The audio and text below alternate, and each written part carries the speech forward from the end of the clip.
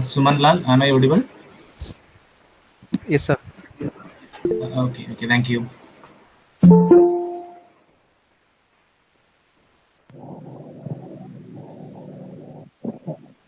I think our expert for the session joined. Sir, Keshav Prasad, sir, can you hear me?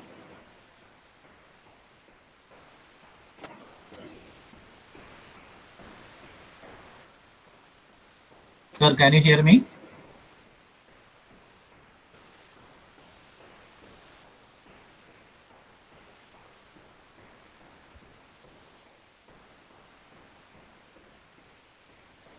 I can hear you. Hello.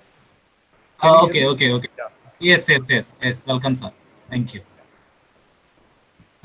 Once again, good evening to all. Welcome to the third day of faculty development program on product development sponsored by ACT. Today, our first session is on digital product design. It was supposed to be handled by Mr. Padma. Unfortunately, uh, uh, he is not able to join us today. Anyway, we got an better person for handling the same topic, digital product design. Today we have the expert faculty, Sri Keshav Prasad sir, with us. He is my guru too. He has 25 years of experience in engineering. Many patents he have. He is basically an electromechanical engineer. His areas of interest are automation, robotics, embedded programming, and product design. He is basically a alumnus of College of Engineering Trivandrum and further studies in IIT Madras in machine design. Welcome, sir. Welcome to this particular faculty development program. It's over to you, sir. Okay. Good evening, all. Thank you, Joy, for the nice introduction. So basically, since this is about digital product design and development, I thought I'll be quickly showing you some case studies, basically, and then switching between CAD interface and this case study, so that you'll get some idea of how they are related. I'll be using software online CAD software called Onshape. But in fact, there are, as you know, there are a lot of CAD softwares available in the market. CAD software just is a tool. So many people have a belief that tool, they get very much acquainted to a tool that they feel that a particular tool is more important. It's not like that.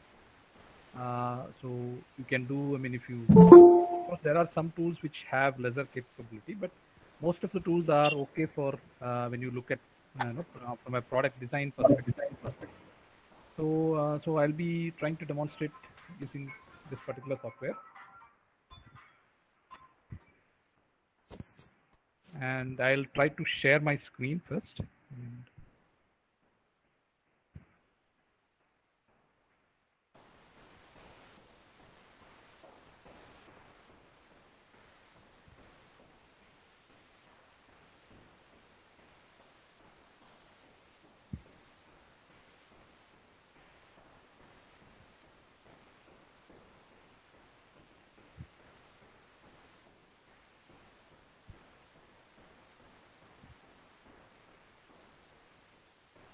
So basically, I think you can see the screen.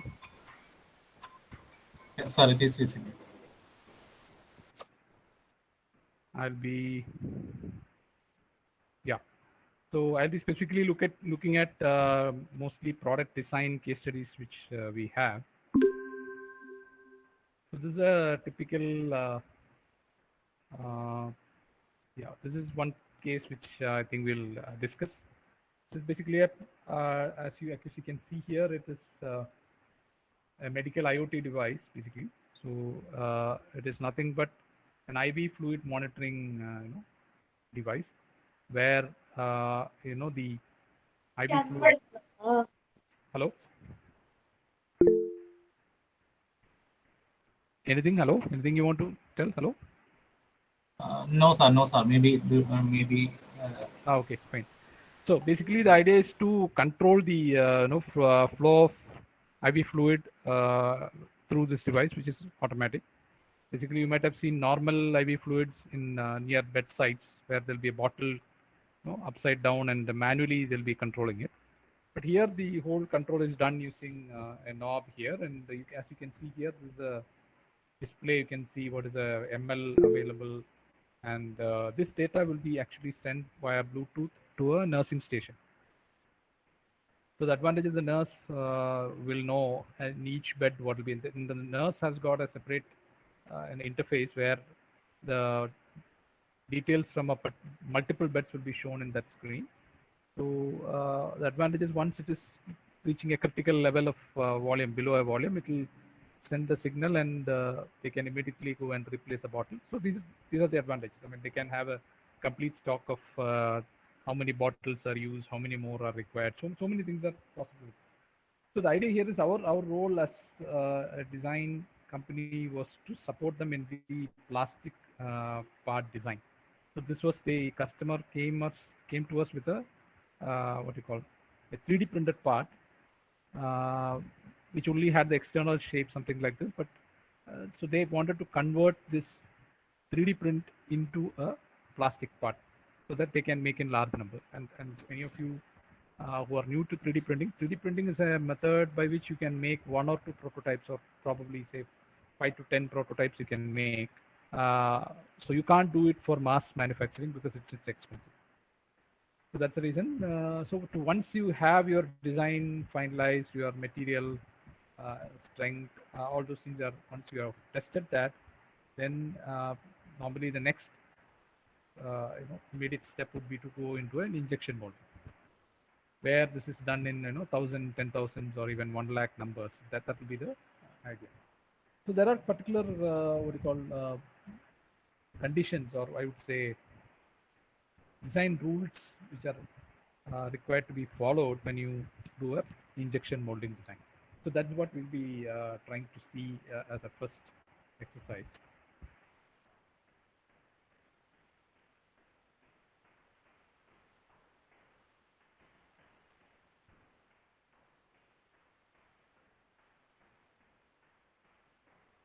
So I'll try to share the 3D design.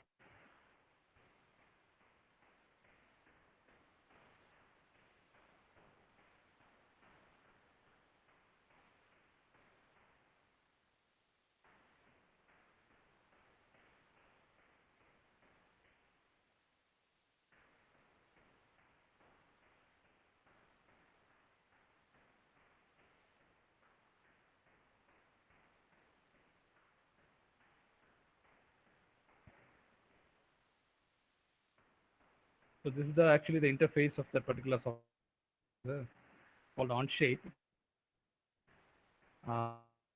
Cloud-based, I would say, or software. And to your information, for your information, Onshape has now been acquired by PTC OE. So you can do all your designs in a browser. You need not install anything. Actually, you can directly do all your work from a browser, and you can share. You can do a lot of other things, and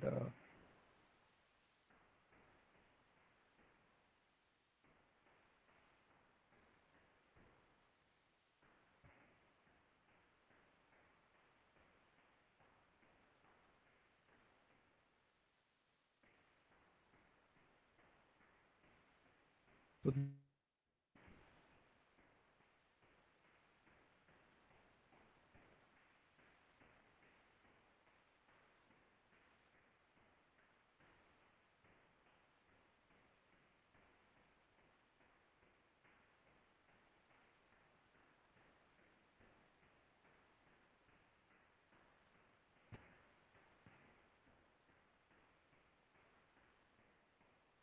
So basically the idea here is to, I'll try to take you through the complexity of injection molding, how you design different parts. Rather than helping you to use a CAD tool, I'll be mostly touching upon the manufacturability side of design. This CAD, as I told you before, CAD is specifically a tool which will help you to achieve your design goals. So how to do an extrude or how to do a sweep, they are all tool specific. So we are not trying to learn how to do CAD here, but rather how to do basic engineering design or part design.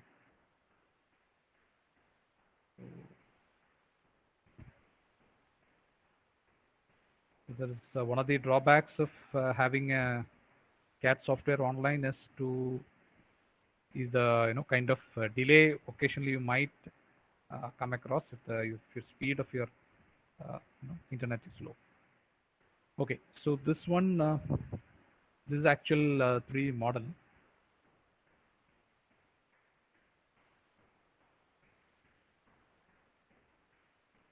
So I'll try to hide and kind of show you how the inside looks like.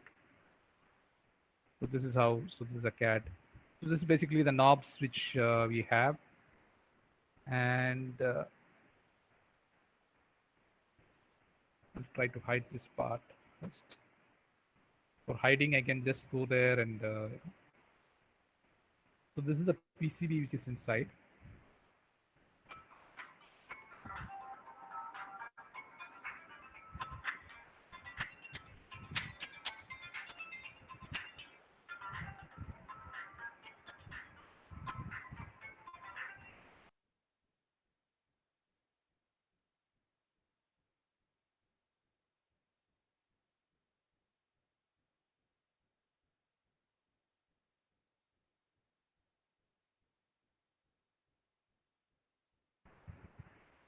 Okay, so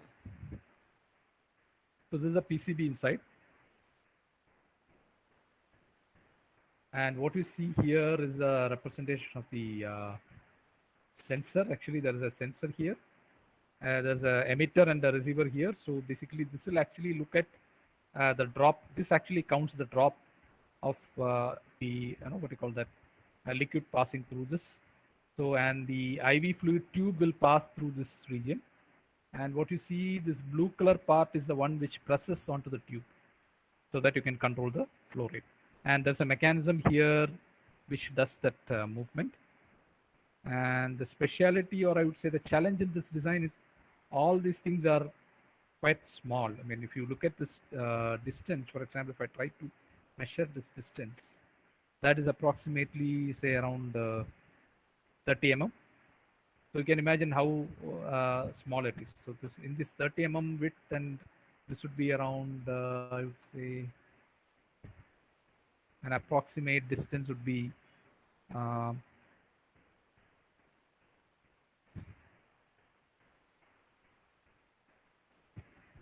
that is around 100 mm. So 100 by 30 is the overall size. Is so small, the size. So inside that you have to package a lot of things. You have to put a PCB. This is a PCB representation of the PCB, the circuits and all. So if I try to hide that, you can see there are a lot of things going on here. We have a special arrangement here with a gears, and another setup here. So now the question is why we have, for example, if you look at this particular part, which is the knob. See, normally when someone designs a knob, you can actually do a knob, need not do a job, I mean, knob in this manner. If suppose I'm trying to mesh in this part, for example, if I try to isolate this.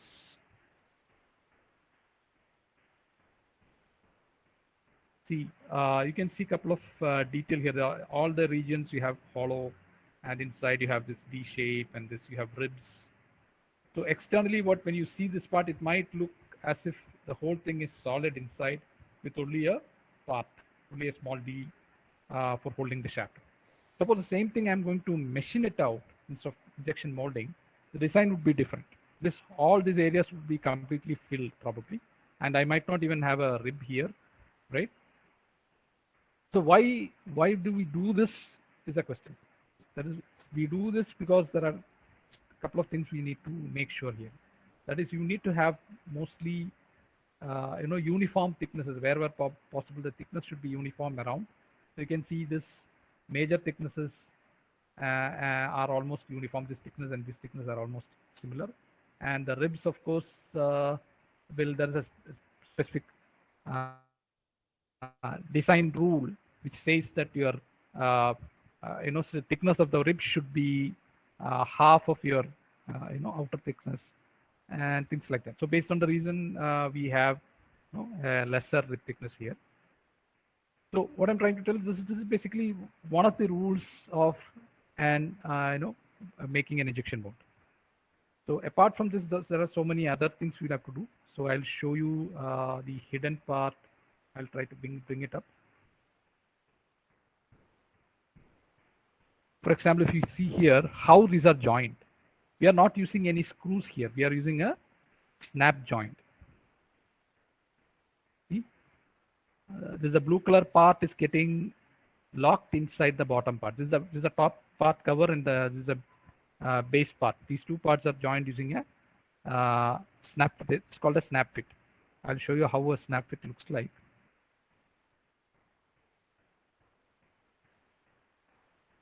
This is how a snap. You might have seen these kind of locks in battery covers, in your mobile phones. Many places you could see these kind of joints.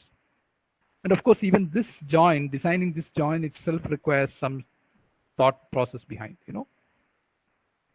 And you might think, have you ever, if you notice, I have a small notch-like feature here, Why can't this portion be filled? There could be a question like that, right? What is the function of this particular cutout here? What does it serve, right? So this is this actually is based on the molding requirement. To put it simply, this slot is given so that I can make the mold simpler. And in this 1 hour session, I may not be able to explain the whole thing, but please try to understand this is basically to aid.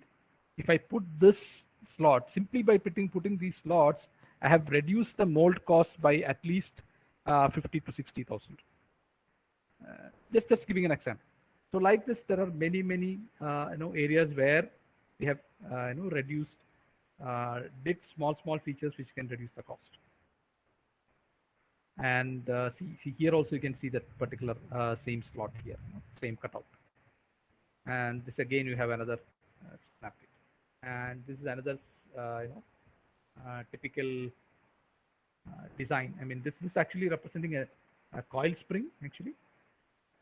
And this is the advantage of this particular part, this particular two rods. They are actually holding the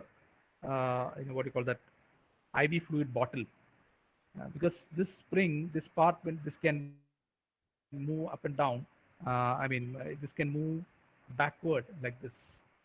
If you see, if I show it, this can traverse through this arc like that. So when I have a larger bottle here, this again will slightly compress and accommodate that larger bottle size. And the reason why we have this kind of spring here is the bottles which are available in the market are of different sizes. There are, if my memory is right, I think around 6 to 7 different sizes of diameters of tube bottle tips are available. So this system has to, if you look from the top, this is where the bottle comes from the top view. And the diameter of the bottle will change from say 5 mm to 7 mm, something like that. So much variation is there. This spring the advantage is this spring can move this way, that way, in this direction. So if I have a larger diameter here, it will slightly move apart and hold that bottle also. So it's a very simple design which can allow this different bottles to be accommodated. And to hold that, you have a small. If you look here again, this is an interesting thing. Why do we have this particular star-like appearance? This again is part of molding. Suppose this was a machining part, I would have completely filled this by a simple, round cylindrical part. So since I want to have uniform thickness around, I have divided that into a kind of rib-like structure, but at the same time, the outer looks like the outer is nothing but again a cylindrical part. So the functionality is achieved and the manufacturability is also achieved. So two things are being, done in the same, using the particular design. So this is a type of things which you have considered while doing manufacturing considerations.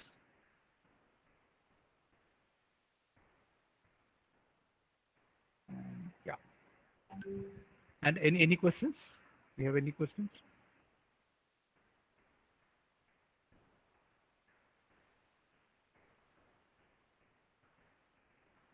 Okay. Now, if you look at the progression,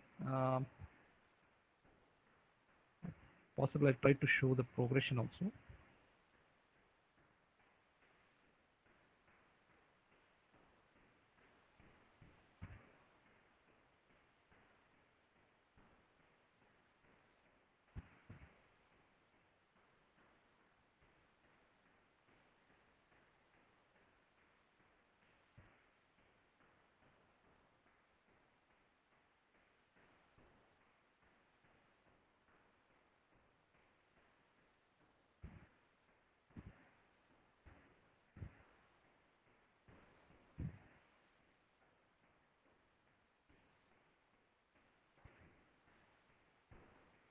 Okay, let me not waste time there. So the idea here is these are the typical, this now the next question, why do you have these kind of slots? That's also something which I want to tell you. I mean, these slots, what is the function? So the idea of having these slots is nothing but to put an external cover. So here in this design, it is not shown clearly. Actually, in the final design, the customer wanted to have a small cover on top of this.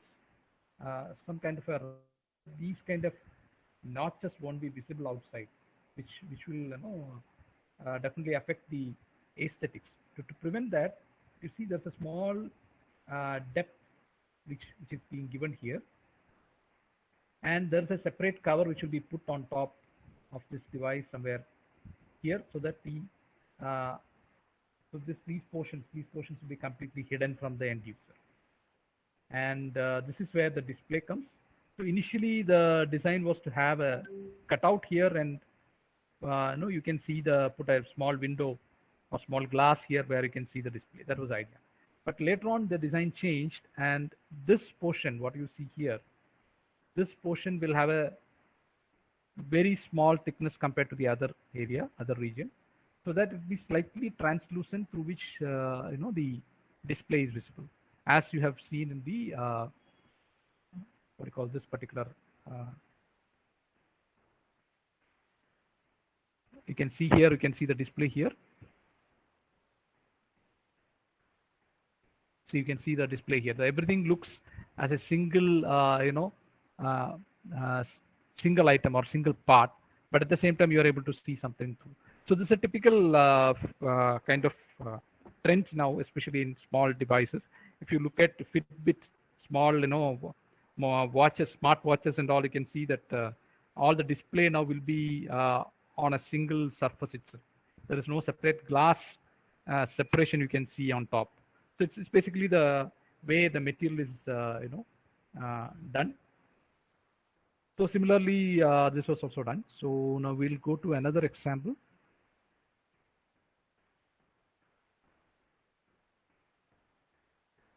So basically in Onshape, if I go to the Onshape main screen, there's a kind of dashboard where I can see multiple. Yeah. Hello.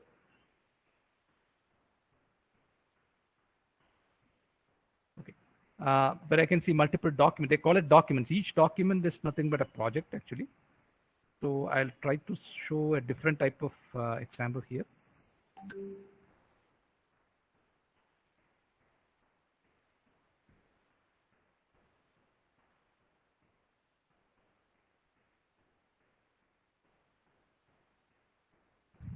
Yeah.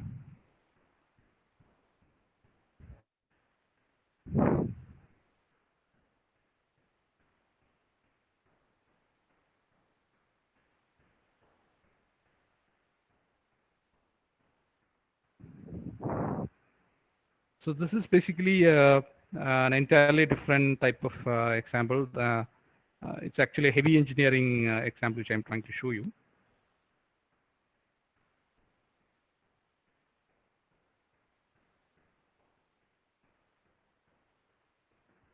So basically, this particular part is which I'm trying to show is a part of a complete automation line inside the Kalpakkam nuclear power plant.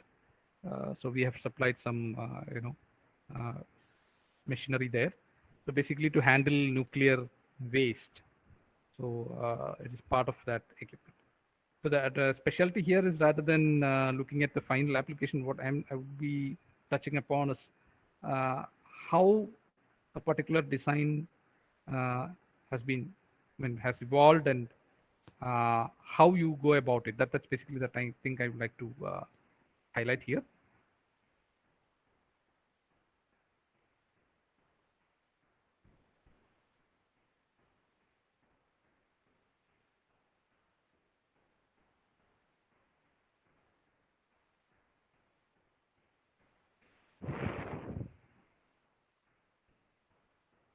This particular assembly they call table assembly.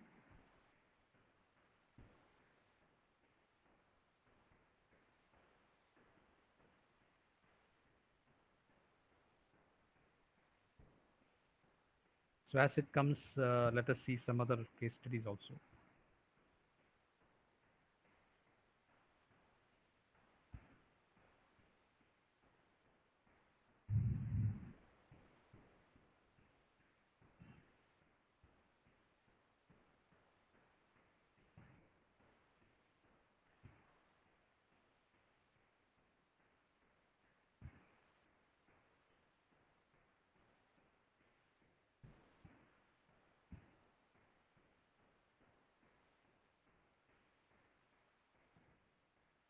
Yeah, this is yet another design which we did actually. So this was a design which we did for a company which makes a digital radio. So we designed the complete enclosure for this radio, the external looks, the aesthetics, all the stuff. And in fact, we 3D printed one number for the customer also. So so here, it was a completely 3D printed part. This whole size is around 320 mm is the length, and the height is approximately 150 mm, and depth is also around 180 mm like that. And this actually was done in 3 parts. You have a front part, a middle region, and a back portion.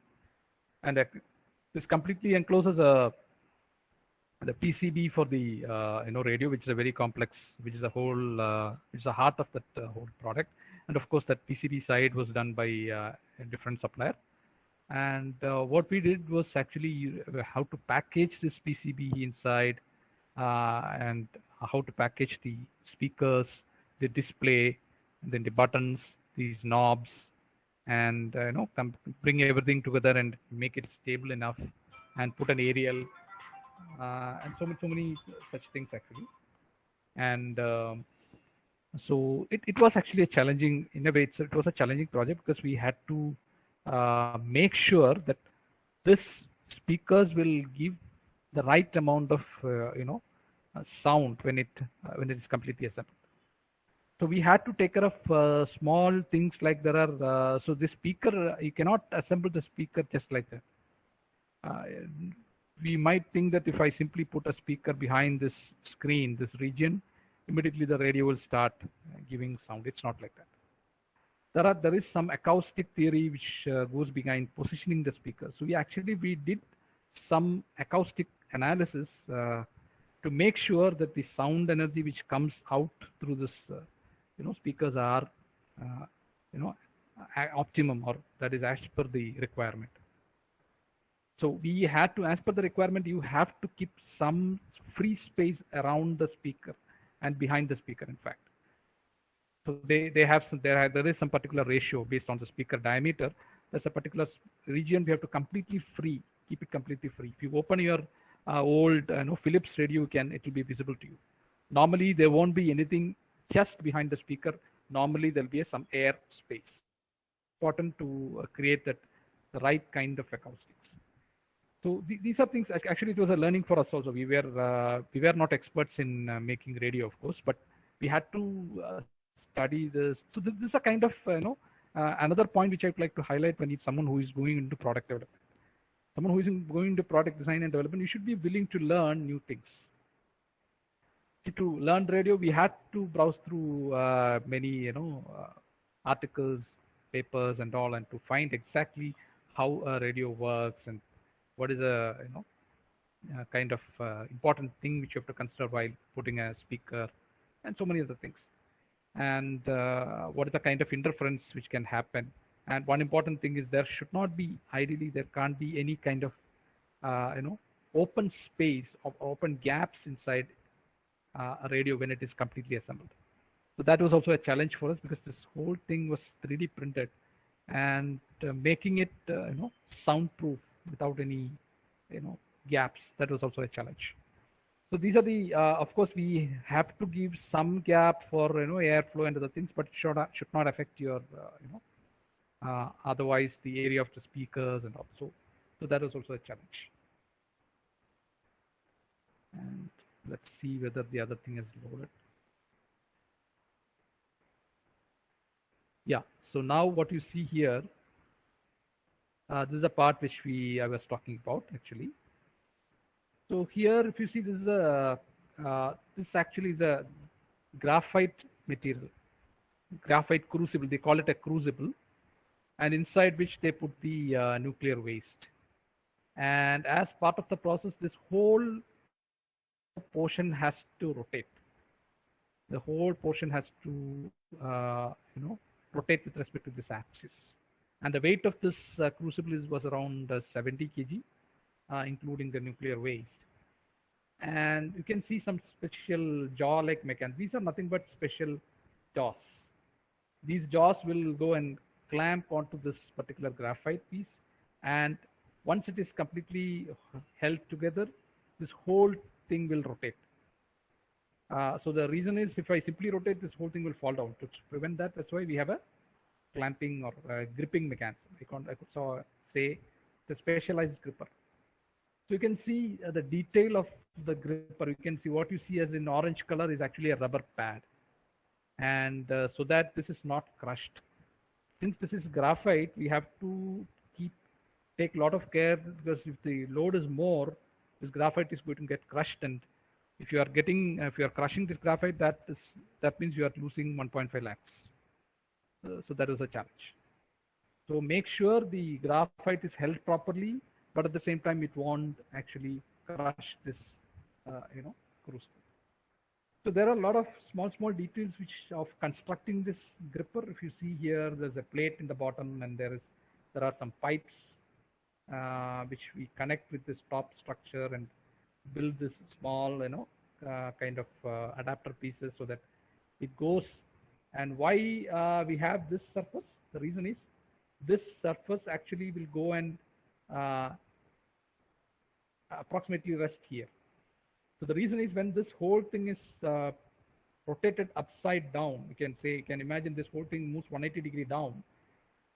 Since we have this holding regions, we can make sure that this guy will not fall due to gravity. And the biggest challenge for us was something else. That is, since it is rotating, we need to how to calculate the torque for this, gearbox and motor. That was a challenge, and we had some issues later on, because what we found is, as per our calculation, this normally this is calculated based on the center of gravity of this part and the center of the or the middle of the axis. This distance gives us the offset from center, and with that we can actually find the torque based on that. But while designing, we missed one important thing. That is, when this goes by 90 degrees to the top, that is, this whole thing is vertical. I mean, this horizontally looking table, if it rotates and becomes vertical, then what happens is this offset, which now if I look from here, see, we look from here, this center of this crucible and center of this axis, now they are comparatively close, maybe 30 or 40 mm. But the moment this guy comes to 90 degrees, rotates by 90 degrees, this distance, I mean, it will come approximately somewhere here. So this distance will be approximately 300 or 400 mm. Okay. So now the problem here is the torque requirement will change when it is horizontal and when it is vertical. So we actually, after building this, we actually had a problem of this part not lifting up. When it is completely at 90 degrees below, it will move slowly up to 45 degrees and it will stall there. The motor is not taking the load. So we were wondering what has happened. So reverse, when we calculated again, we found this is the problem. That is at 90 degrees, it is actually requiring a larger torque. So you know how we solve this problem? We solve this problem by putting a counterweight in this bottom region. The counterweight is put in such a way that it will balance this 70 kg here, and so that we solve that problem. So there are cases where you face these kind of issues, and you should think and try to come up with some intelligent solution to solve it. So of course challenges will be there in engineering, of course. So it's a question of how to solve it. So that gives you another example. So you can see, the things I would like you to consider here is how things are getting assembled. For example, if you see here this shaft, I'm not welding this part to the shaft. I'm simply having a keyway here, and this disc is further connected to this part, and that part is holding the whole this table structure. So to suppose I want to do any kind of maintenance, I can simply remove the screws and remove this whole part, separately move this part again, and do all sorts of changes. So these are the thought process which have to go into a designer's mind, how I'm going to assemble. And you can see I have put a special kind of a U-cut. And the reason of this U-cut is also important. The reason is to assemble this, suppose this was a hole, I could assemble it only from one end. The whole thing has to be moved from one end to the other, like that. So that should have been a difficult assembly. Now the advantage is I can, after assembling the shaft and the gearbox, I can completely insert this whole assembly from from the top. Simply put it on here from the bottom, from the top, and then put the screws. So that makes the assembly easy. So these are the things which I would like to bring to your notice, basically, that how easy can your design be assembled and how it can be manufactured. There are so many other features which you have thought about while doing the assembly, and these are all examples. See, if I need to have some part, there's some part coming over here, and you can specifically see that only that part is slightly machined out. The reason is I did not machine this whole area. Only the region which needs to be fitted, I need to machine, and at the same time there is an advantage of making a small depth here. The part which comes here, it can be easily located in this region. It's a location. The moment I have this kind of small depth here, the part which we kept there will have a locator automatically. So easily it can be assembled. Once who is assembling will also, it will be easier for them. And in a similar manner, we have parts lying down here.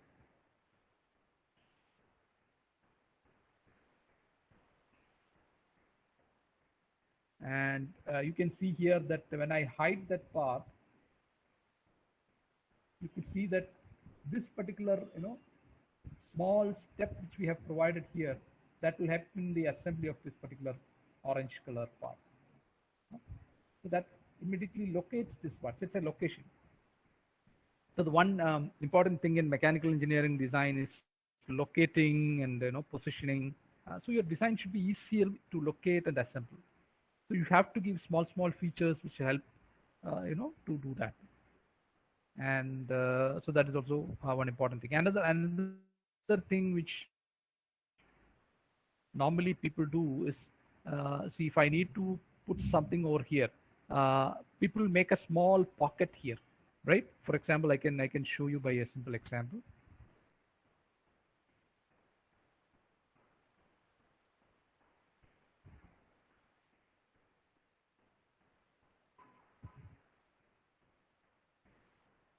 Okay, I'll make a small design here just to demonstrate.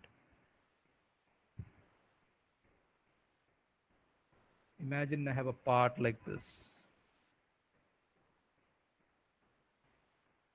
I'm not giving any dimensions as such, it's only to demonstrate.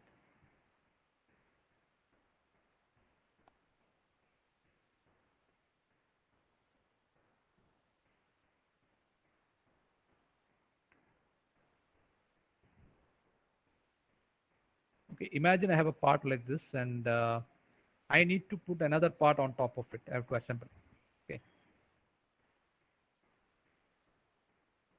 So I'll take, make this as my sketch surface, and probably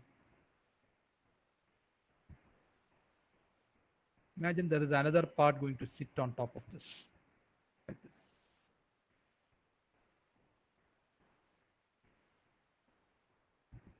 And I do an extrude here, and see here the advantage of using Onshape is you can then and there decide whether this has to be a single part or a new part. So when I say new part,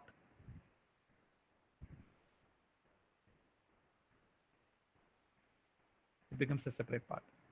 So imagine this is a part which I'm going to assemble here. And so now simply see, one option is I can keep this part here, and I can put the screws and other things here. For example, if I can go here and put a locate, let me locate the screws also.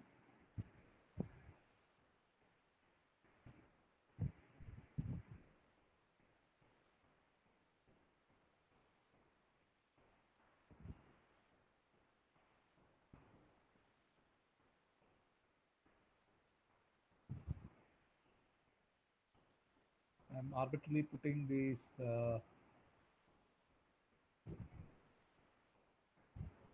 actually I'm not supposed to do this arbitrarily, but I'm just for demonstration I'm doing it.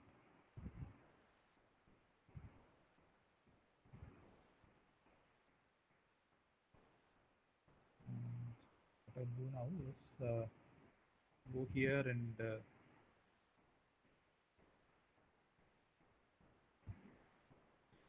say that it has to be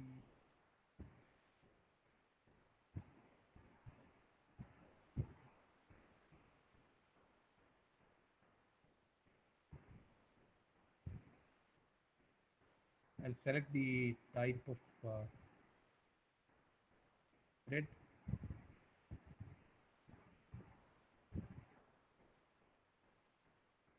and I'll select the thread that's approximately say 4.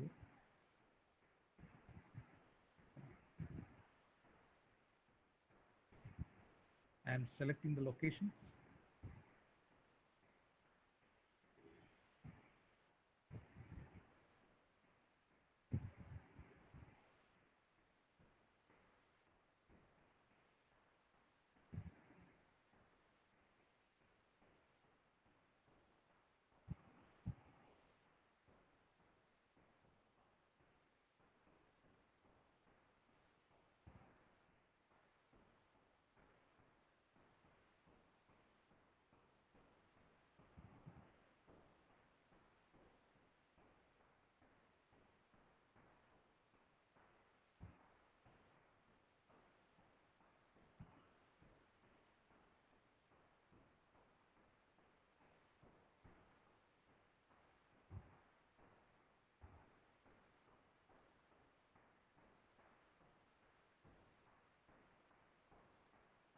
Okay, so that demonstrates the so I'm putting a bolt and then a countersunk here, and I'm screwing it onto this. So if I take a sectional view here, I can see the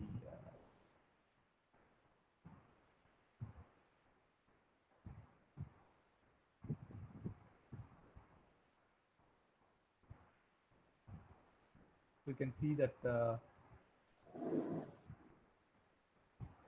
how the bolt is going inside and also anyway. So the idea here is the idea which I wanted to highlight is not this actually. So the problem is, suppose I hide this part. See, you have holes here in this part, but how to locate this part? Suppose I need to assemble this part, there is nothing to locate. So instead, if I go to this part.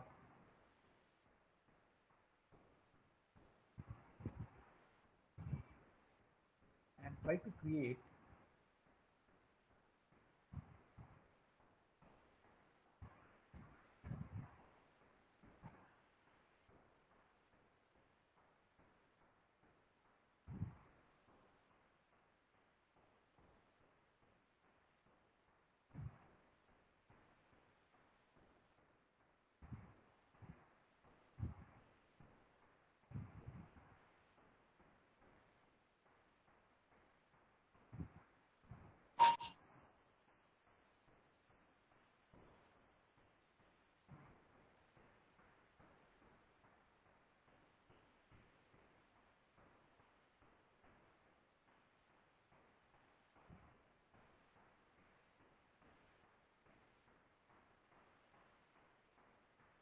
and what I try to do here is I'll try to cut out a small portion.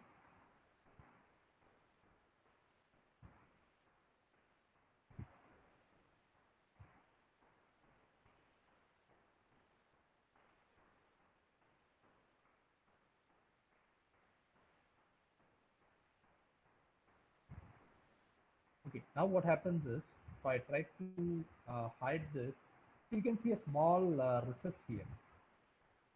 So the advantage is assembly becomes easy. So I can simply assemble this part, locate the part there, and then do that. So, but there's a small problem if I make a design like this. The reason is I have to use suppose I'm making a pocket, it's called a pocket. If I try to create a pocket using a CNC machine, or I mean in a normal milling machine, you have to consider a lot of things like, it's a very difficult thing to start from here, and you probably have to give it to a CNC milling machine. Whereas with a simple trick, I can reduce the cost. You know what? I'll simply remove this portion also. For example,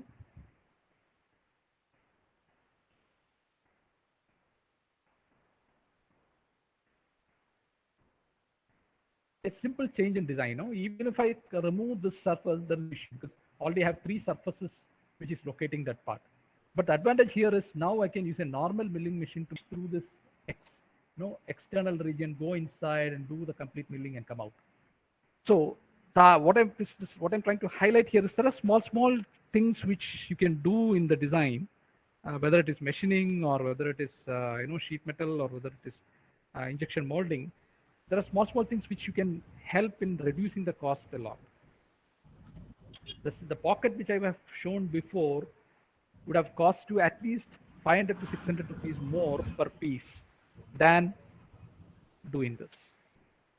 So that is impact. So to know this, to do this, you should know how a particular part is made. So this is where our students are actually lacking, because our curriculum doesn't allow us to actually demonstrate how a part is made in reality. One part I like to ask faculty, you people have to think about how this can be incorporated into the curriculum, and people into product design can think about. So I think I'll stop here with this 1 or 2 examples. So my idea was just to give some highlights of how things are made and how you can do that. I mean, what are things you have to consider in design. So that was my core highlight. But if you need to talk anything more, I can talk also. So I would prefer that you can ask questions, and I can wait for it. I can answer that. Or if you have something else to be answered, I can do that also.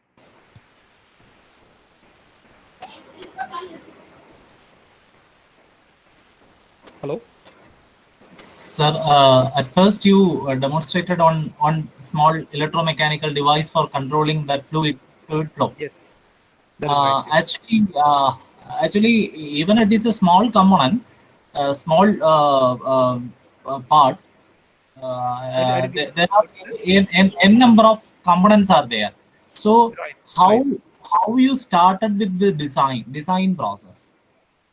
A very good question, actually. Yeah, so this actually in a way it's a tough question, because normally see any designer seeing a blank screen, right? have a blank screen in front of me, that is a most scary thing for any designer. You have to start somewhere, right? So normally the easy method is to do some sketching, hand sketching. Start with some sketch. Suppose the part is, if you do not have any such design in the world, I mean, no one has made such a thing, the only option is to start doing some basic sketch with whatever idea you have. That is one case. But in most cases, you can be sure that there someone somewhere would have done something. So now, fortunately, you have Google search and so many other options, digital methods to do search. To do a Google search, go to sites like Pinterest and those kind of sites where you can see a lot of designs. Imagine you want to create a new what you call I don't know what consumer product, something like a new printer, okay, or you want to create a new tea kettle, kettle, hot water kettle. So any kind of device you can think about. So what you do is you go to the internet, try and see how the designs are looking like, and what is once you have an external looks which suits your interest, then you can think about how this has to be made, how you can think about assembling them together. For example, I can show you one more example if time permits. So basically, to answer your question, the only option is to start somewhere. Start with some sketch. Normally, that is the way we normally do that. And one more example I can show you, since it's relevant to that.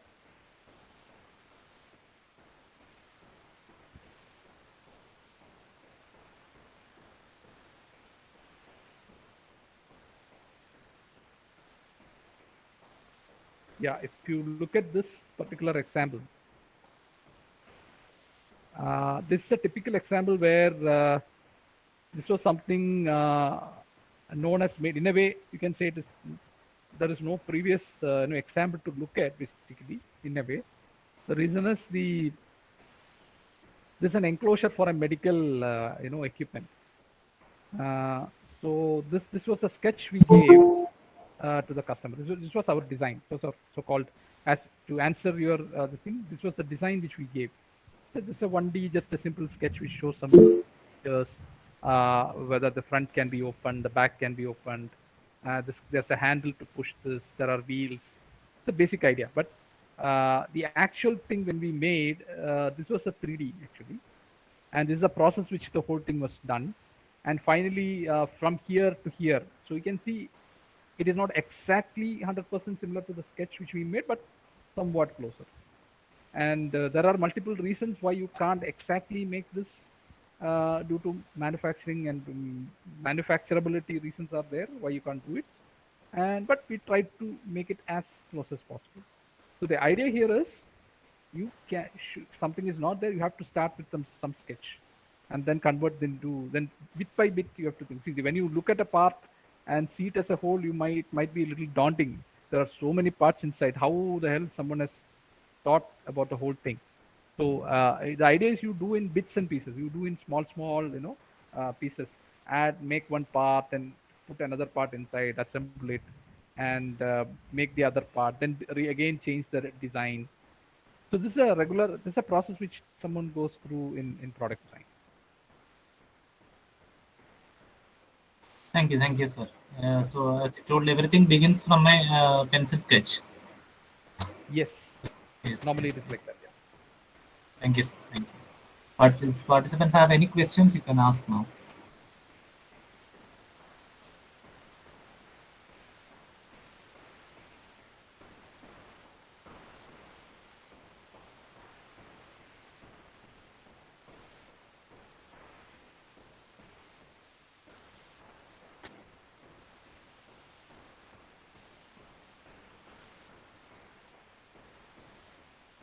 Hello, any questions?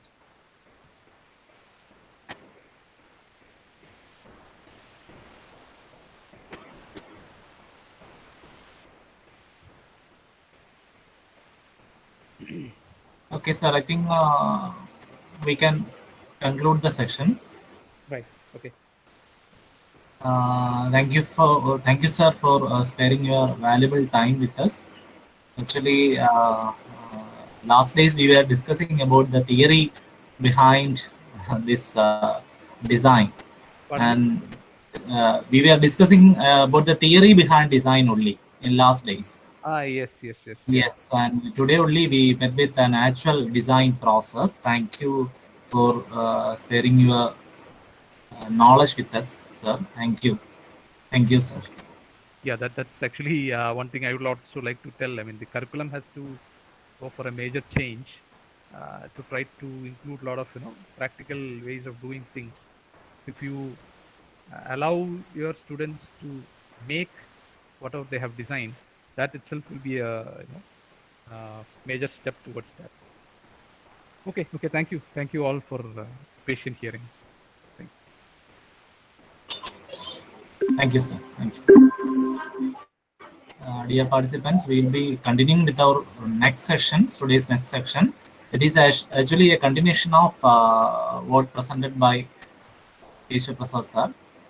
Actually, it's some more detailing about that OnShape software.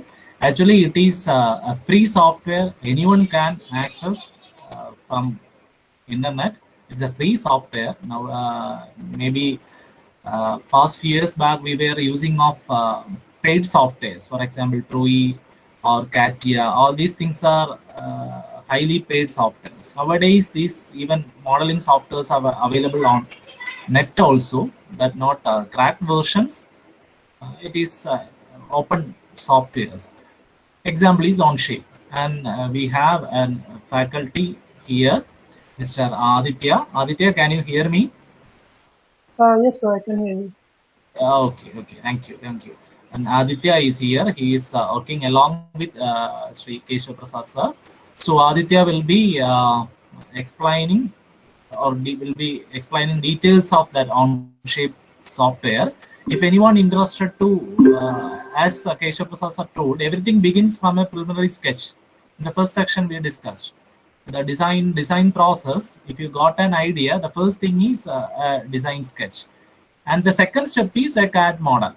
Nowadays it is a CAD model. The second major step in the design is a CAD model.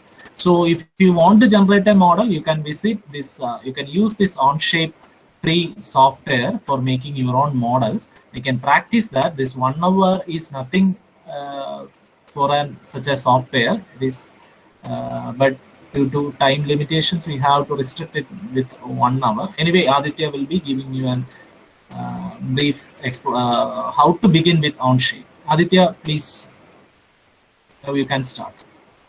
Yeah, thank you, sir. Good evening, everyone. Thank you for having me.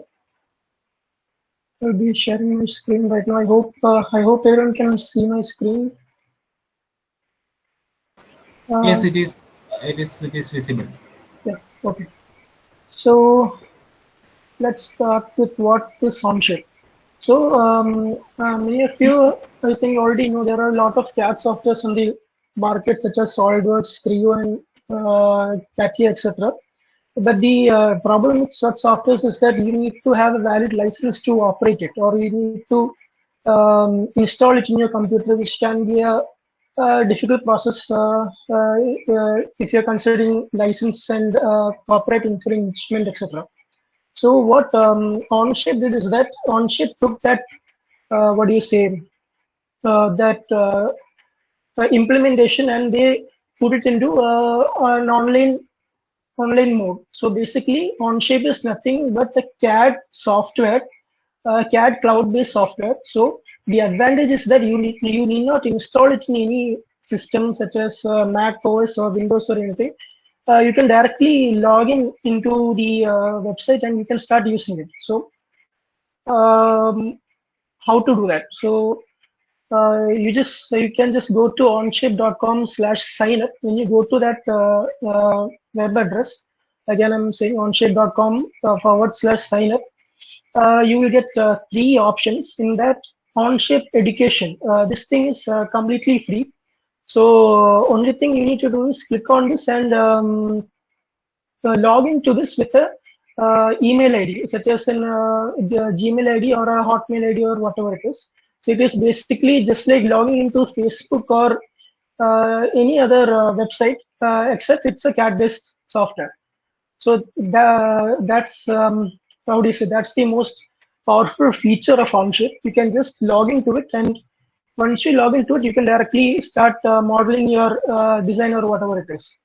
So once you go to Onshape and put in your email ID and log into it, you will be introduced to such a web page. So let's see. On the left side, you will be able to see all the files which you have created. And as you can see, I have already created some CAD models in this. So since we have a time duration of 1 hour only, we'll directly jump into it. Okay. So when you start a new model, you will be introduced to such a coordinate system, which I think most of you will be familiar to, similar to SolidWorks or Creo. So the exercise which we are going to do is this one, a simple 3D model. So first we will do a simple 3D model, and then we will move on to multi-part, and then if time permits to assembly as well. So the figure which is in the screen is basically a pipe holder. So we will see how we can model this onto Onshape. Okay, so first I'm going to select a plane in which I want to model the design. I'm selecting the front plane, so I'm suppressing the other two planes. I selected the first plane, and then I can select the sketch feature. And the another advantage of this Onshape is that if you want to create a let's say a geometry, you need not open two separate window browsers. You can directly upload the image on the workspace in which you're working, and you can directly draw from it. So in SolidWorks, etc., you need to open a separate window or tab, and then you need to juggle between those two tabs to see whether you're doing it the right way or wrong way. But in this case, in Onshape, you can directly import the image onto the workspace and directly look at it and work on it. So okay, I have imported the image, and now let's begin. So these are the basic tools in Onshape. These are the 2D tools. So I won't be explaining each and every tool to you because it will take a long time. I will start modeling it. So the thing which you need to the key takeaway point here is that I'm doing all this online on a CAD software. So I don't need to install anything or how do you say, run any softwares for this. This is directly being done on the internet. So any changes which you make in the CAD file will be directly saved on the Onshape software.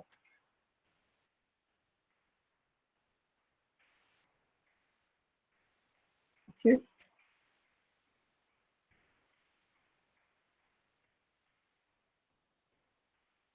So I'm basically drawing a rough outline of the diagram.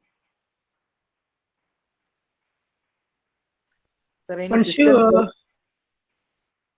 you pardon, configuration required, sir? I didn't hear you. Can come again? Sir, any system configuration like? Yeah, no, you don't need any system configuration. Since it's an online CAD-based software, you don't need to have any high-end systems like systems having 8 GB RAM and so on. You don't need that.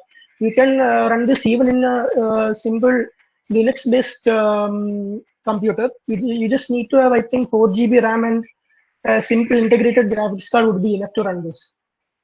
Okay, sir. Thank you. Yeah.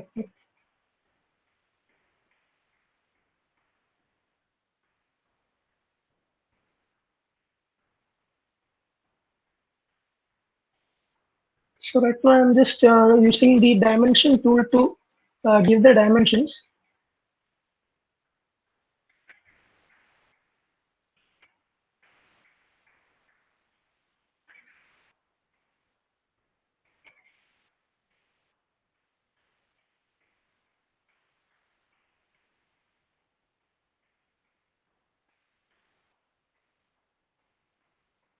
Okay, now I drew the basic sketch, and now I'm going to mirror it about one axis.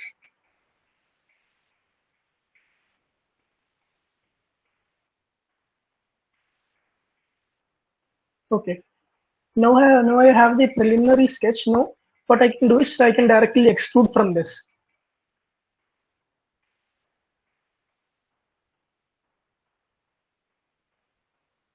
So from the diagram, it is said that it is 30 mm.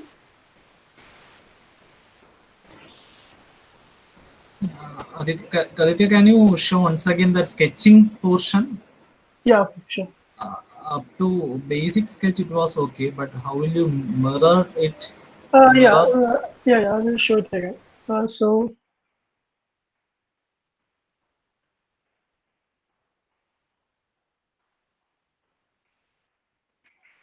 this was the basic sketch. So in order to use the mirror, I just clicked on the mirror tool. So in order to use the mirror tool, we need two things. We need the parts of the drawings which we need to mirror, which are these, and we need a mirror line. We need to mirror about some line. So I'm selecting this line, the line which is on the midpoint, and then I'm selecting the entities which are to be mirrored. So that's it. So only thing to remember is whenever you need to mirror, you need to have a mirror line about which you need to mirror and the entities which are needed to be mirrored. So the advantage of having that tool is that you need not draw the whole sketch. You just need to draw half of the sketch, and you can just mirror the remaining parts.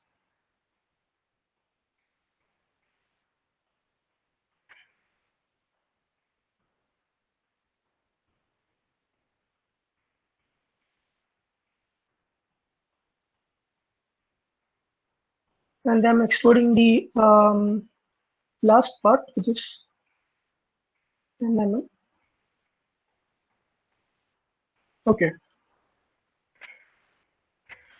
So this is basically the how do you say, the pipe holder. So as we can see, like within if you're comfortable with the software, within like 5 or 10 minutes, you'll be able to draw 3D part designs. So this is a symbol design, which is only a single part design. Now we'll move on to a multi-part design. So in today's example, what we are going to do is we'll be designing a work clamp assembly or a cantilever assembly. So we'll be starting from the rough sketch.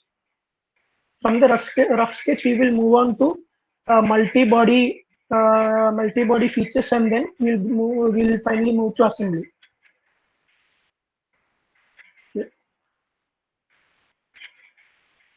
Yeah. So another advantage of Onshape is that, like, once I finish the drawing and once I move to the my documents, the work which I have done is already saved in the cloud.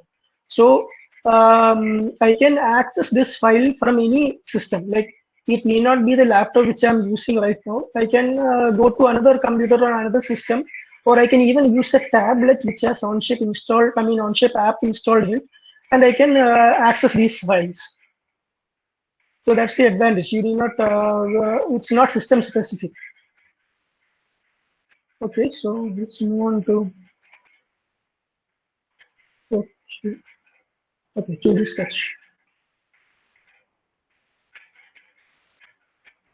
So our main objective is to come up with this cantilever assembly. So first we need to every drawing or any assembly will start with a preliminary sketch. So we'll start with the preliminary sketch.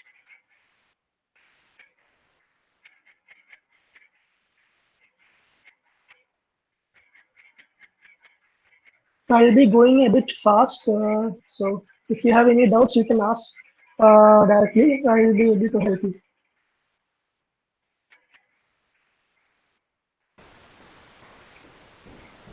Aditya, it will be rather covering more topics, I think it will be better for a simple product, maybe explain detail. Yeah. Actually, the cantilever beam is like it will it's basically a I think 5-part body. So I'll be covering it from the how do you say, the designing, and we'll move on to the different parts, like that is drawing, multi-part assembly, and then final assembly. Okay. Thank you. Okay, so first I'm designing and drawing the preliminary or the main sketch. So any drawing will start with a main sketch. So first time draw the first drawing. The first lines are like random, and after that you can edit it bit by bit to make it according to your specifications. So these are constraints. So I need this line to be, I need this point to be in the midpoint of this line. So I'm selecting this point, this line, and then selecting the midpoint constraint. So right now this point is on the midpoint of this line. The next step, what I'm going to do is I'm going to make these three lines, these highlighted lines, equal.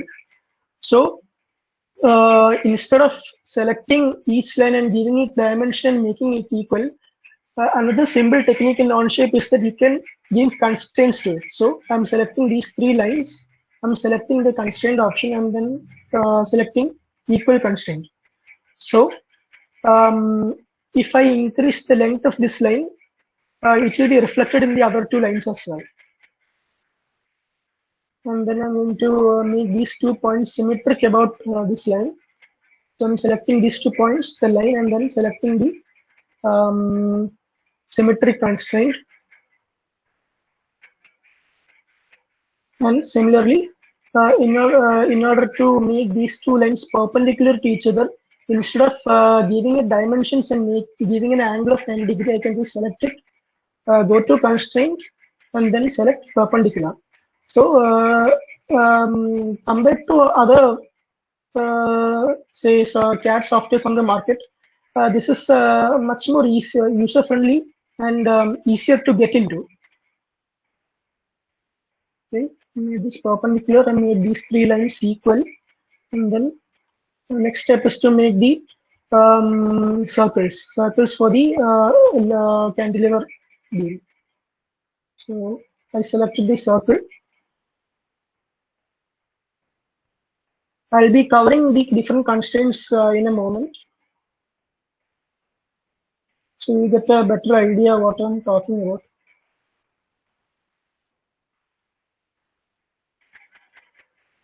Yeah.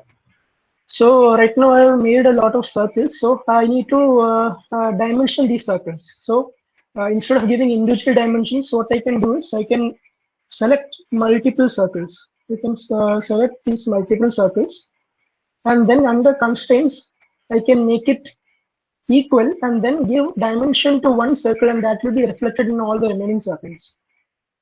Similarly, select the outer circles, and then put the equal constraint. Okay, now I'm going to dimension it. So as I said, I'm going to just dimension only one circle. So dimension one circle, and if I move this, it will be reflected in all the other circles as well, the dimension.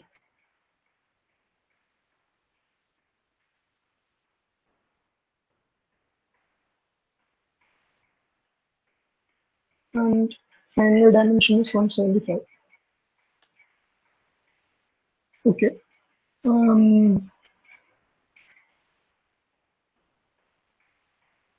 Yeah. Now we're going to connect these circles using the tangent constraint. So we have talked about the equal constraint, perpendicular constraint, and the midpoint constraint. Now we are going to make lines tangent to a circle using the tangent constraint. So I selected lines, Then I made a line between two circles, and in order to make this tangent to it, just select the line and the circle and just select the tangent constraint.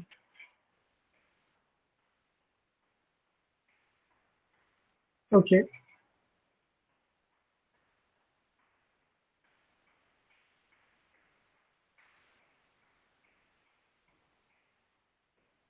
Similarly, I think I can fast forward this a bit because it will take a lot of time. I dimension everything.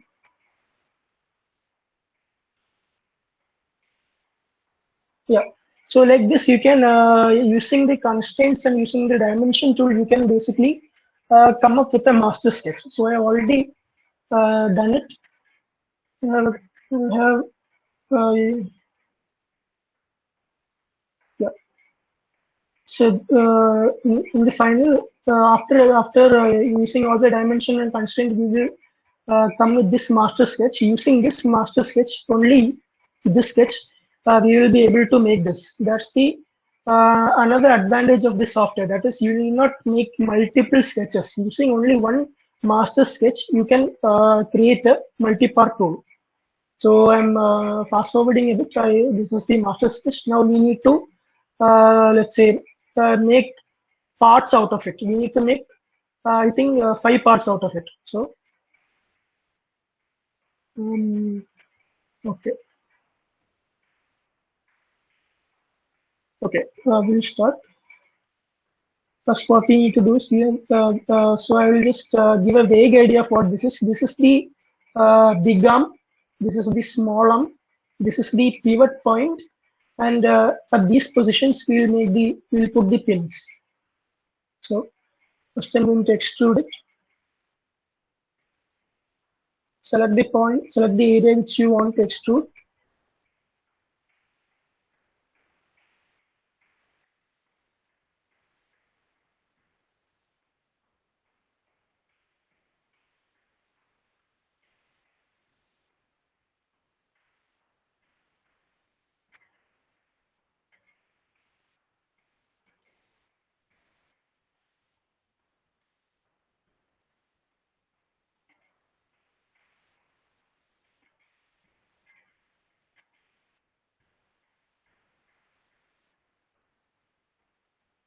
And then go to the extrude feature. So in the extrude feature, the advantage is that the Boolean operations, that is addition, removal, and intersection is already included in the extrude feature. So you need not bother with another tool for cutting or intersection, etc. The Boolean operations will take care of that. So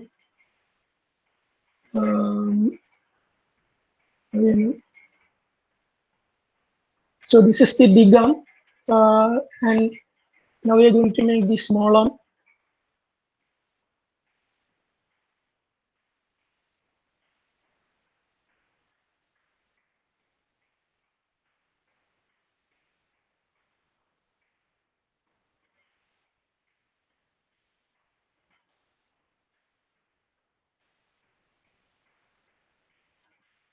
Yeah, so similarly extrude, and this will be a since this is a new part, this is the small arm. I'm going to give it the option of new, and then give it a dimension of 5 mm extrude, and click OK.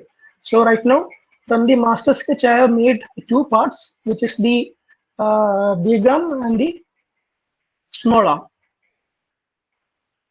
Now we need to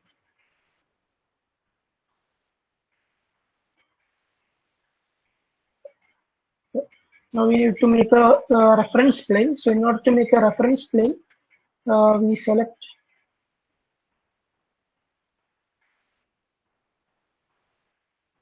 sketch plane and then use the plane option to make a reference plane.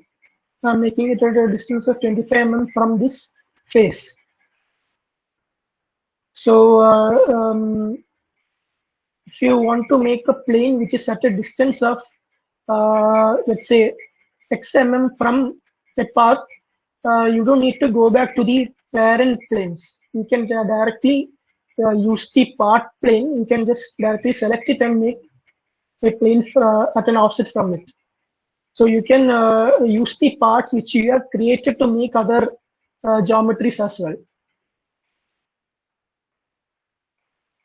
And now we are going to make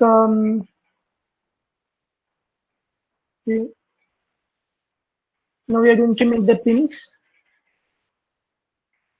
The pivot pin, which is over here, and the large arm pin, which will be coming over here, and the small pin.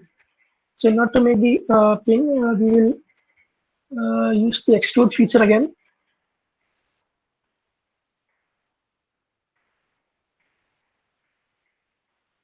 We select this,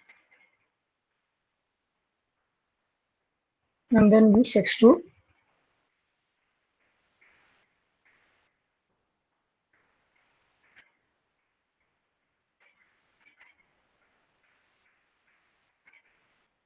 And I'm going to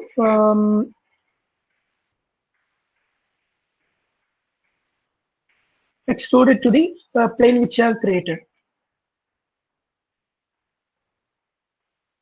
Similarly, I'm going to make the pin for the big arm as well. I'm going to select the surface.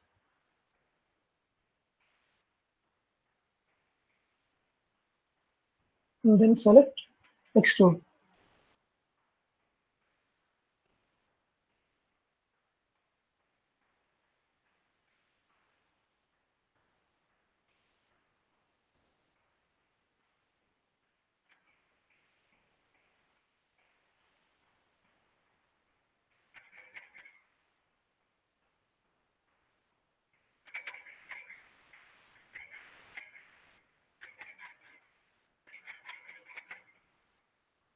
Okay.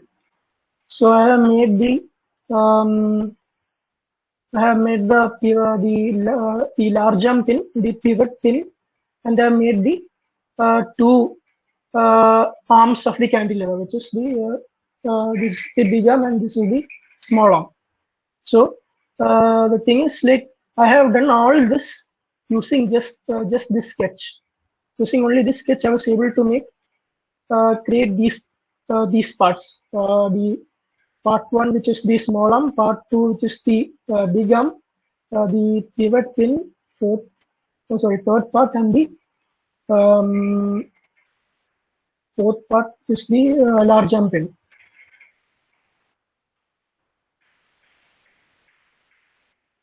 Okay, now we will move forward with. So this is basically an example of multi-body design. So now we'll move forward with assemblies.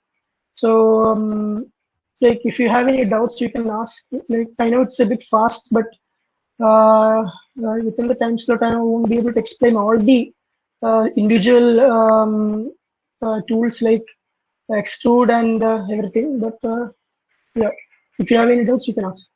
So next one is the assembly part. So for the assemblies, like,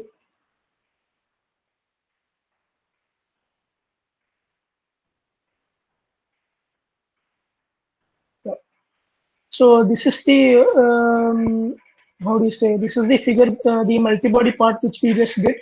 The only difference is, like, I have added two more extra parts, which is the large arm grip and the small arm grip. Another advantage of Onshape is that you can say, like, you want to add a material to this, so you can select the for example, I want to make the large arm out of a particular material. I can just right click on this, select assign material, and the Onshape has a vast amount of library, including a lot of materials, stainless steel, aluminum, 4400 series, stainless steel, etc. So I'm just going to use aluminum 1060, and then I'm going to apply it.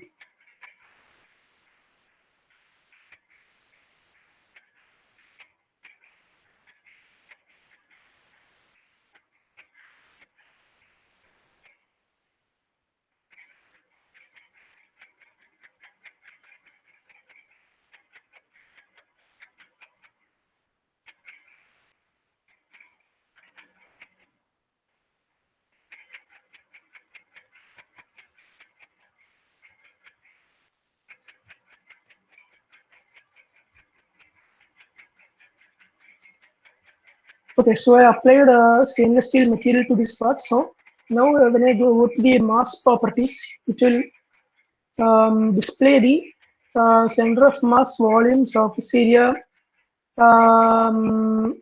everything of the of my part. Also, if I select any particular part, it will give me the area, the centroid, and everything.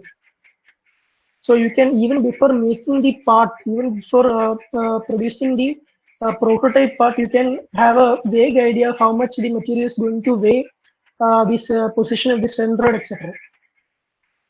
Okay, so from this part, we are going for the assembly.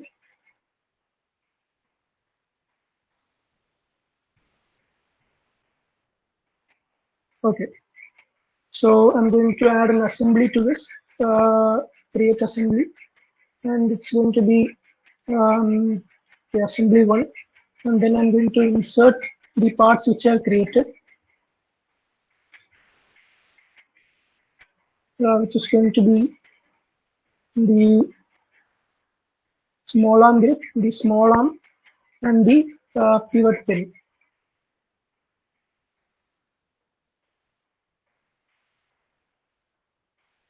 And one more part I can insert large arm grip.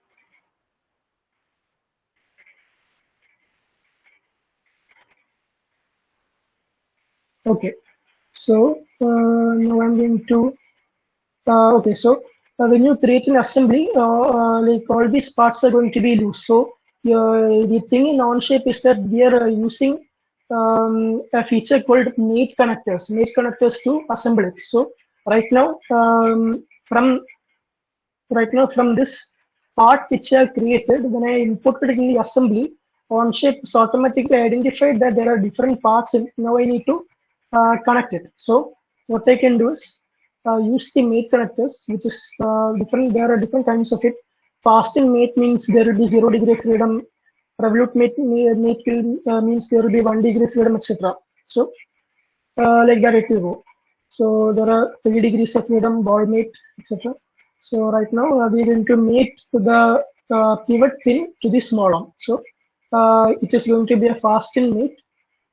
Going to select the fasten mate. I'm going to select the mate point. So the advantage of this software is that usually in other CAD software such as SolidWorks and Creo, assembly is a bit difficult. But in this thing, in Onshape, the advantage is that the software will automatically identify the connecting parts for you. So if I hover my mouse over the let's say pivot pin, 3 connecting points are automatically given to me by Onshape. So I can choose any of these.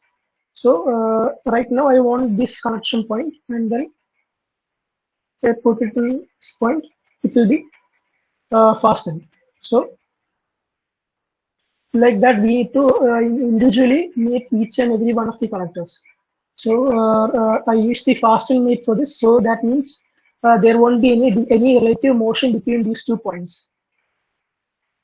I'm going to fix this, and then similarly I'm going to use the fasten mate, use the mate connection, and then yeah. So it's as easy as that. And for this one, for the grip, I'm going to use Revolute mate because I want it to rotate. So I'm going to use the Revolute mate. And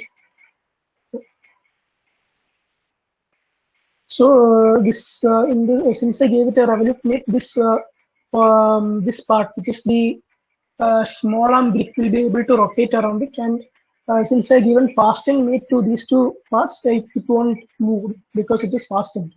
It has 0 degrees of freedom. So now what I want to do is I want to create like a similar, like a copy of this part here. So I can directly copy the small arm and then paste it, and then do the same process again. Hello, sir. I have a doubt, sir. While we are making the surface, we are going to make 2 surface, 2 touching surface will be available, isn't it? Yeah. Parallel surface. we no need to take into account now, or we need to need the concentric mating thing only, or this same path and mate will take into account. I am asking. No, there will be two parallel surfaces, isn't it? Yeah, there will be two parallel surfaces. Okay, while we are going to assemble this, maybe this part will go into that surface also. We are using different assembly softwares like Sproi, etc. For that, we have to create another constraint in order to parallel constraint, or we have to a rigid constraint we have to give. Yeah, I understood. The thing is that by default, yeah, I understood. The thing is like when you use the mate connectors, what you're asking is won't this part go inside this this part, right? Yes. Yeah. So by default, when you use the mate, the offset will be 0. So if you want this thing to move inside it, you can directly give it like you can give it an offset. But by default, Onshape, like when there are two surfaces in contact, Onshape will automatically identify it, and by default it will give it as 0. So you need not bother about the parallel surface. Only if you want it to go inside the surface, which is like only in very rare cases you need to give it. Like you can you can select on the mate, you can select offset, and you can give how much offset you want, like in the x direction or y direction or z direction, or you can also give rotation. Okay, thank you. Okay. So, one more doubt regarding if we consider the manufacturability. Yeah. So you are inserting these objects in one another, right? But do we have to give the clearances for this, or that software took it accordingly? No. Clearances we have to give. That the software won't give. Okay, that is that calculation should be on our end, right? Yeah, that should be on our end itself. Clearance the software won't give. So, like for example, if I want to insert, say, this pivot point inside this small arm, maybe for manufacturing, when you look at the site for manufacturing, there should be a draft or a fillet over here, but we haven't given it yet. So that we need to give. Like for example, I can use this, and I can select this part and give a fillet. I gave a fillet over here. So in this case, it will be easier for the pivot point to enter it. Right. Yes. Okay. So yeah, continuing with the assembly. Yeah, I need to mate this surface, this part to this pivot point. So again, I'm using the fasten mate. Fasten mate again. So just to remind you, fasten mate means there will be 0 degrees of freedom. So once again, I'm selecting the mate point which Onshape software gives me, and then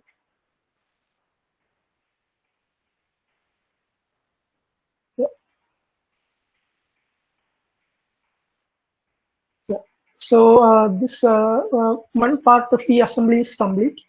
Now we are going to move to the second part, which is the second assembly, which is the large arm assembly. So I'm going to create another assembly number 2, and then in that thing I'm going to insert the parts which I have created: the large arm, the large arm grip, and the large arm pin. Okay. Yeah. Okay. So similar to what we did in the small arm case, I'm going to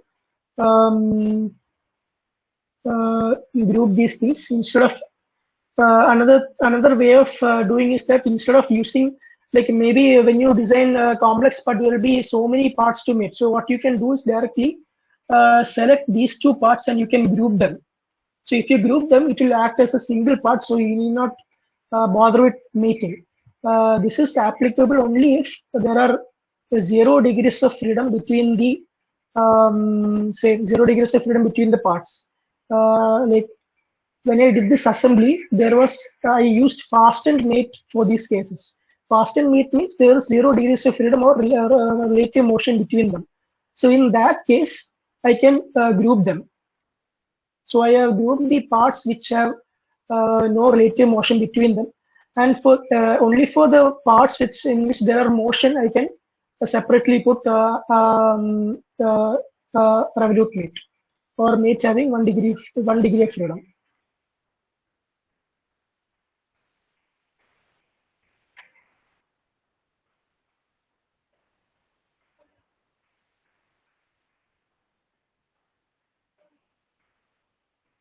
Okay, I'm going to copy this, copy large one, and paste, and then I'm going to select the mate connectors.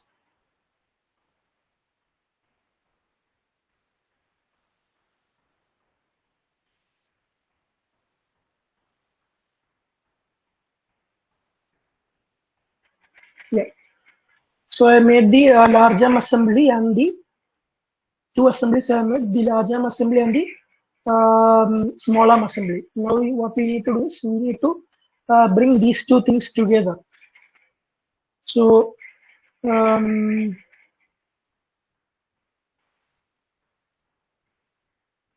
So for that, what we need to do is we need to make another assembly, which will be the final assembly, and then insert the assemblies which we have made.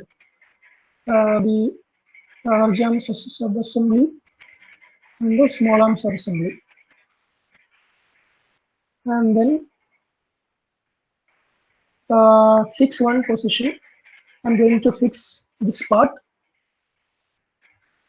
So this is fixed, yeah. And then I'm going to make this part. Okay, so fasten mate. I'm sorry, not fasten mate, the revolute mate. Revolute mate, and then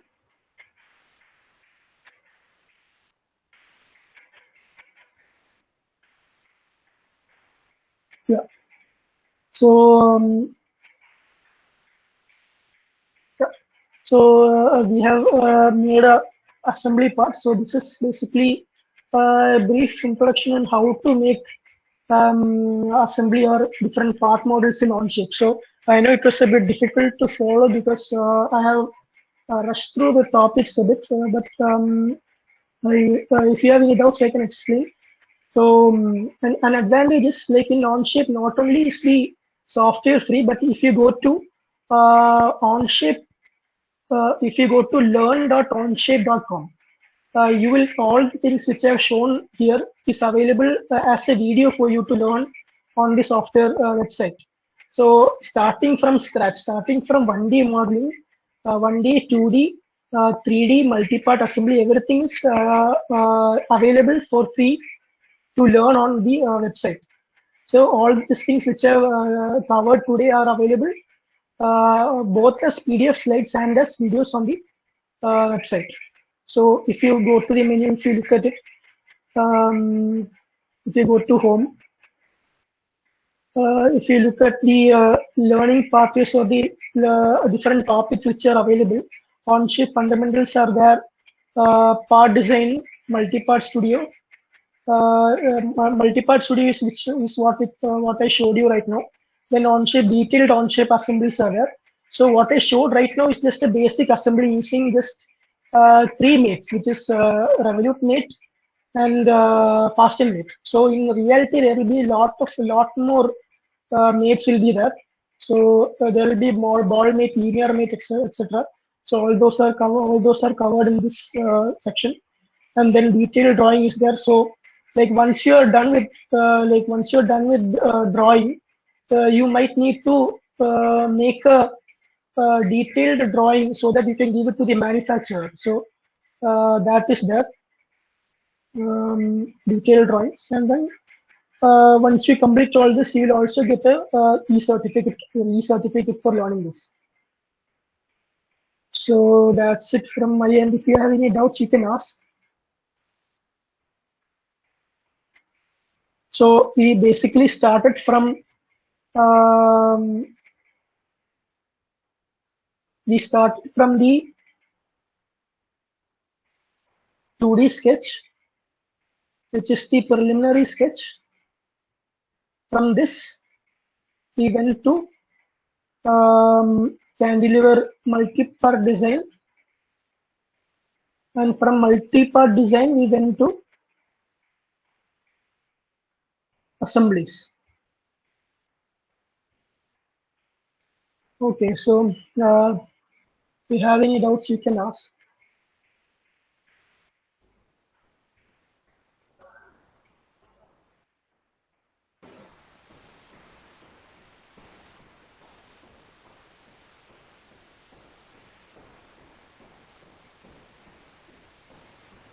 If any participant would like to get an real-time assistant from Aditya to begin with this OnShape software, he'll be here for a few minutes, and by screen sharing, you can get his assistance if you really interested to start modeling using OnShape.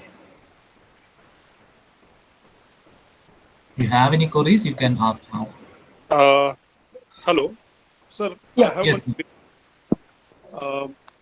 As explained by Aditya sir regarding CAD drawing, I just want to know if I use Rhino software, what is the basic difference between Rhino and this CAD-based software?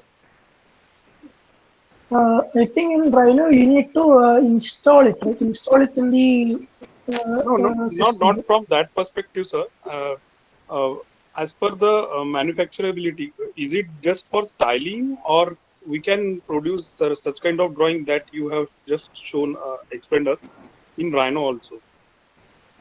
Basically, any manufacturing part which you take, you can design it in any 3D software such as OnShape, CATIA, SolidWorks, or as you said, Rhino.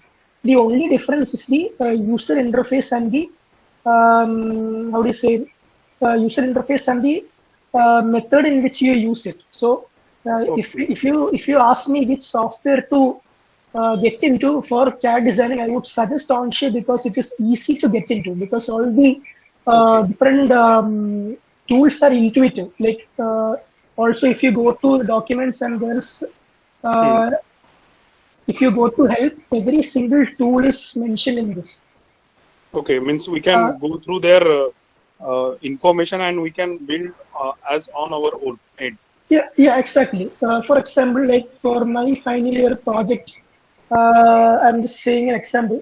So for my final year project was to design a H-class rocket. So the problem with that was that such a project was I didn't know if the rocket would fly or reach a particular height. So what I basically did was I designed it in OnShape and I calculated the body mass centroid and the body mass properties, and I was able to calculate using simple linear mechanics how much would be the apogee of the rocket, the mass of the rocket, etc. So even before manufacturing and giving it to a 3D printing, you can have an idea like whether your design is feasible or not. Okay, that can be known from this kind of software. Yeah, exactly. Yeah. Okay. Thank you. Yeah.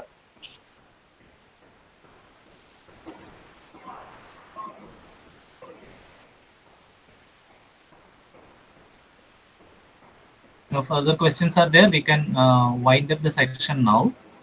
We can reassemble again by 6:30. The today's last section will be starting by 6:30 only. Joy sir, I have a question with Aditya sir. Okay, yes, please.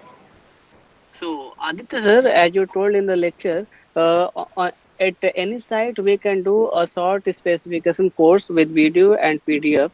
So from where we can find it, sir? If you go to if you sign into OnShape, and if you go to the top right center, there will be a thing called Learning Center. There will be an option called Learning Center. Okay. So once you go to learning series, once you click it, you will be forwarded to a web page. Okay. Okay, it will be like this. So it will be forwarded to a web page, and once you look at it, like there will be different courses. Like all these are courses. So from Onshape fundamentals, Onshape fundamentals basically means like this topic will cover how to use the software, the interfaces involved in the software, how to change units, etc. And navigating Onshape is similar. And then you start an introduction to sketching, which is the basic 2D tools. Then you will move on to 3D, card design, multi-part, and then finally assemblies and drawing. And I think once you, this is a self-paced course, so you can start and study at your own pace. It contains videos as well as PDF slides, and then thing is at the end of each module there will be a small exercise. So if you do the exercise for all the modules, you will get a certificate of completion for Onshape. Okay, perfect. Thank you very much, sir. I get it. Yeah, sure.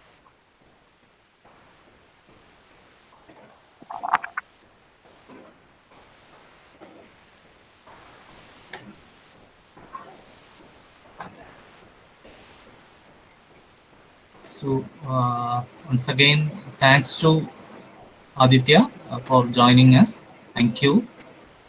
Yeah, thanks for having me. Okay, thank you. Okay, we can be back by 6:30. Today's last section will be at 6:30 only. I'll be giving an intimation on the WhatsApp group. Then you can join. Thank you.